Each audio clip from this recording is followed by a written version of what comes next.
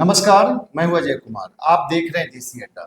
हमारे साथ हैं देसी अड्डा के संपादक राकेश तिवारी। देखिए, विधानसभा चुनाव की तैयारियों में जुटे राष्ट्रीय जनता दल का चेहरा सारण में कौन होगा, इसी पर आज हम बात करेंगे। जहां एक तरफ सारण में शहाबुद्दीन, प्रभुनाथ सिंह और उदित राय जैसे कदावर नेता सारण की शान, बान और आन थे, वहीं आज राष्ट्रीय जनता दल सारण में अपना जमीन तलाश रही है। आखिर इस विधानसभा चुनाव में राष्ट्रीय जनता दल के लिए सारण का चेहरा कौन होगा, आइए आज हम बात करते हैं अपने संपादक राकेश तिवारी से। तो राकेश जी, नमस्कार। धन्यवाद आपको। एक समय था जब डंका बजता था लालू यादव जी का, और एक छत्र राज था। शहाबुद्दीन, प्रभुनाथ सिंह, उदित राय ऐसे नेता, कदावर नेता बिहार के आन बान और शान हुआ करते थे, और लालू यादव का चेहरा हुआ करता था। आज वही राष्ट्रीय जनता दल अपने नेता के लिए वहां पे तरस रही है, जमीन तलाश रही है। आखिर नया चेहरा कौन होगा इस विधानसभा चुनाव में? देखिए अजय जी, आरजेडी का जो फसल है वो सालन में कभी लहलहा रहा था जी। कोई कल्पना नहीं कर सकता था कि सालन में जिस मजबूती से आरजेडी थी वो मजबूती चली जाएगी इतने जल्दी। लेकिन शहाबुद्दीन, प्रभुनाथ सिंह जैसे लोग अब राजद में रहे नहीं। शहाबुद्दीन अब इस दुनिया में नहीं है। जी बिल्कुल। और प्रभुनाथ सिंह के को सजा होने के बाद उनका परिवार का भी राजद से मोह भंग हो चुका है।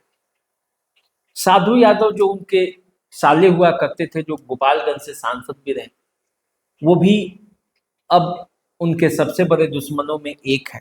तेजस्वी यादव के बारे में वो न जाने क्या क्या कहते हैं। कभी बैद्यनाथ पांडे की तूती बोलती थी सारण की राजनीति में। गिरजा देवी उनकी पत्नी महाराजगंज से सांसद भी थी 1991 में। उमाशंकर सिंह जो महाराजगंज से आरजेडी के सांसद भी हुआ करते थे। समता पार्टी में भले वो विधायक दल के नेता रहे थे, लेकिन जब उन्होंने राजद में एंट्री ली उसके बाद वो भी सारण में आरजेडी के एक बड़े चेहरा थे। अवध बिहारी चौधरी, इंद्रदेव प्रसाद, कई नाम है जो सिवान में उनका जलवा बोलता था। सब शहाबुद्दीन के सह पर एजाजुल हक जो शहाबुद्दीन के मनोई हुआ करते थे जी। ये सब लोगों की तूती बोलती थी। और एक समय ऐसा था कि सारण और सिवान, गोपालगंज से मंत्रियों का एक लंबा लिस्ट आरजेडी के मंत्रिमंडल में होता था। जी बिल्कुल। लेकिन अब न वो नेता रहे, न वो मंत्रियों की लंबी सूची रहती है।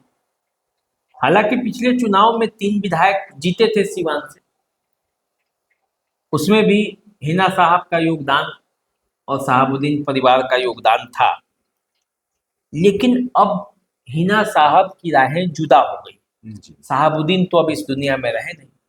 तो सिवान में राजद का चेहरा कौन है?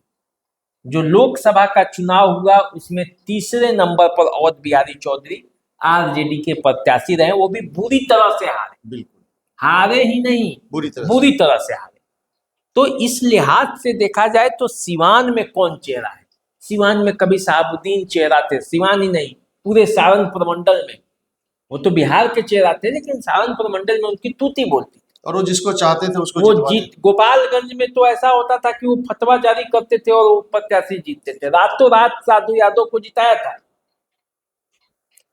अब शहाबुद्दीन नहीं और न हिना साहब का समर्थन ही आरजेडी को है।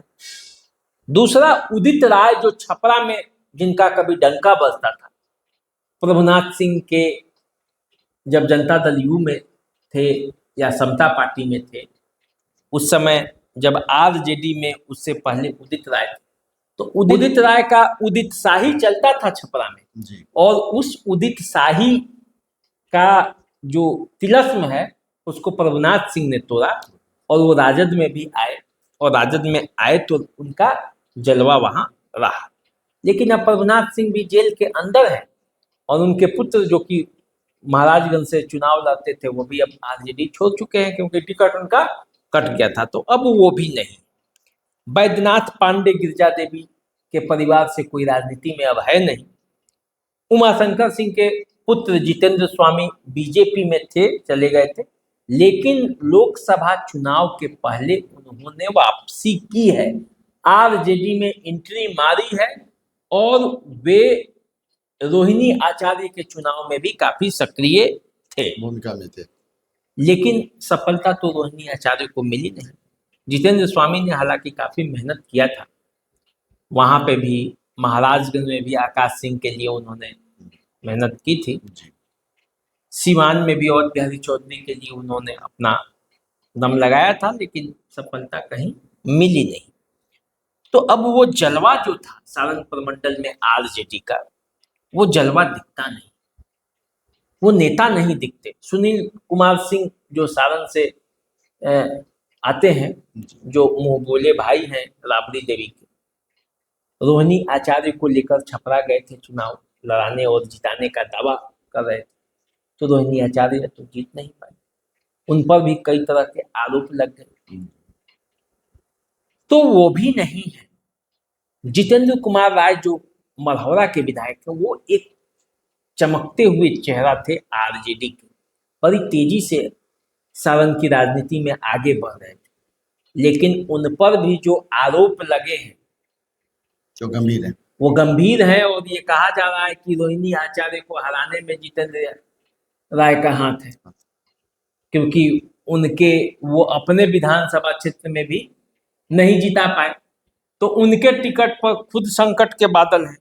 तो जो जितेंद्र राय चुनाव के पहले तक, लोकसभा चुनाव के पहले तक सारण में बड़ी तेजी से तेजस्वी के साथी के रूप में उभर रहे थे, उन्हीं पर सवाल उठ खड़ा हुआ है, तो फिर चमकते हुए चेहरा वो कैसे है? एक चीज और निकल के आती है कि जो चुनाव परिणाम आए लोकसभा के, तो उसमें चेहरा के साथ साथ क्या आपको लगता नहीं है कि माई समीकरण में भी दरार आ गया? देखिए, माई समीकरण में तो सारण प्रमंडल में दरार आना तय है, और विधानसभा चुनाव में बुरी तरह से और इसका असर होगा। देखिए, मैं बताता हूँ, माई समीकरण में दरार के कारण ही छपरा में जो है वो रोहिणी आचार्य को चुनाव हारना पड़ा, क्योंकि एक यादव और एक मुस्लिम, ये जो दो लोग खड़े थे, इन लोगों ने अच्छी खासी संख्या में वोट काटी। ये जितना वोट काटे हैं वो रोहिणी आचार्य जितना चुनाव हारी है उससे डबल से भी ज्यादा है। तो यदि मुस्लिम और यादव ये वोट नहीं काटे होते रोहिणी आचार्य के, तो राजीव प्रताप रूडी आज चुनाव नहीं जीतते होते। अब देखिए, माई समीकरण में सीवान में दरार तो तय है। पूरा माई समीकरण का एम जो है उसका 90% हिस्सा जो है वो हिना साहब के साथ चुनाव में था। 10% को मान लीजिए कि वो आरजेडी के साथ होगा या अन्य अन्य किसी के व्यक्तिगत संबंधों के चलते कहीं होगा, मान सकते हैं। तो यादव जो है वो अवध बिहारी चौधरी के साथ था, कुछ यादव हिना साहब के साथ भी थे, ऐसा नहीं कहा जा सकता कि नहीं थे। तो वहां तो सीवान में दरार था, गोपालगंज में भी ऐसी ही स्थिति थी। तो अब देखिए, सीवान में विधानसभा चुनाव में दरार तय है। हिना साहब ने ये तय किया है कि वो सीवान ही नहीं, विधानसभा चुनाव में तो वो उनका टारगेट पूरा बिहार है, और वो पूरा बिहार घूमने वाली है, और पूरे बिहार में घूमकर अब वो विधानसभा चुनाव में हल्ला मचाएंगे, क्योंकि लोकसभा चुनाव में वो सीवान में सीमित थी। अब सीवान लोकसभा क्षेत्र के अंतर्गत जो 6 विधानसभा आते हैं, और महाराजगंज लोकसभा क्षेत्र के अंतर्गत जो 12 विधानसभा क्षेत्र आते हैं, इसमें हिना साहब का असर है। इसके अलावा छपरा में भी असर है और गोपालगंज में भी असर है। असर तो उनका दरभंगा में भी है, समस्तीपुर में है, किशनगंज, पूर्णिया, बिहार के अन्य सीटों पर भी है। पिछले बार उन्होंने कोई अपील नहीं जारी की थी, किसी से कहा भी नहीं था, कहा था कि जो जहां अपने समझदारी से वोट करें। अब जो है वो कह रही है, तो यदि वो कह रही है और कहेंगी तो क्या होगा? यदि वो चिराग पासवान के साथ चले जाएंगी तो क्या होगा, तो सारण में चेहरा कौन होगा आरजेडी का, सबसे बड़ा सवाल यही है। बिल्कुल। क्योंकि सारण प्रमंडल में कोई ऐसा नाम नहीं दिखता जो कोई बड़ा कद्दावर नेता हो, जो कोई बड़ा नेतृत्व करने वाला नेता हो।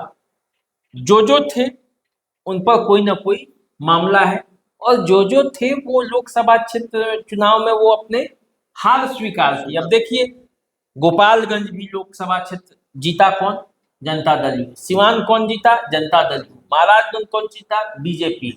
सारण कौन जीता, बीजेपी। तो 4 लोकसभा क्षेत्रों में सारण प्रमंडल के 2 जनता दल यू और 2 बीजेपी जीत गई। आरजेडी को क्या मिला, लड्डू मिला।